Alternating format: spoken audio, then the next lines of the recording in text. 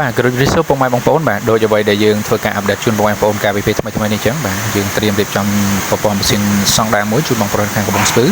ហើយថ្ងៃនេះយើងបានរៀបចំរួចរាល់ 100% ទាំងដំណើរការភ្ជាប់ប្រព័ន្ធក៏ដូចជាការ testing ជូនបងប្រុសដែរបាទអញ្ចឹងគឺថាប្រព័ន្ធបងប្រុសគឺយើងប្រើប្រាស់ជាប្រភេទ Toyota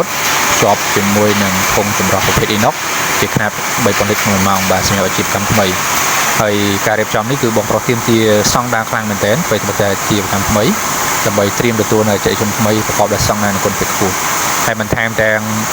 ប្រព័ន្ធម៉ាស៊ីនទេបាទសំបីតែការ workshop បងប្រុសគឺជ្រើសរើសជាប្រភេទម៉ាស៊ីន 3-in-1 ថ្មីតែម្ដងបាទជាប្រភេទម៉ាស៊ីនដែលអាចធ្វើការលាងក៏ដូចជាការច្រកក៏ដូចជាការមួលកម្រិតស្វ័យប្រវត្តិផ្នែកអូតូដើម្បីចំណេញពលកម្មក៏ដូចជាទទួលបាននៅបរិមាណផលិតផលបានលឿននៅក្នុងពេលសំរុំមួយបាទហើយតាក់ទងជាមួយនឹងការរៀបចំពីបងប្រុសនេះគឺយើងមានការភ្ជាប់បន្ថែមតាក់ទងជាមួយនឹង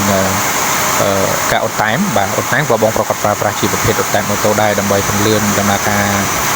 រៀបចំគឺធ្វើយ៉ាងណាឲ្យដំណើរការមានភាពរលូនហើយមានភាពងាយស្រួលបាទ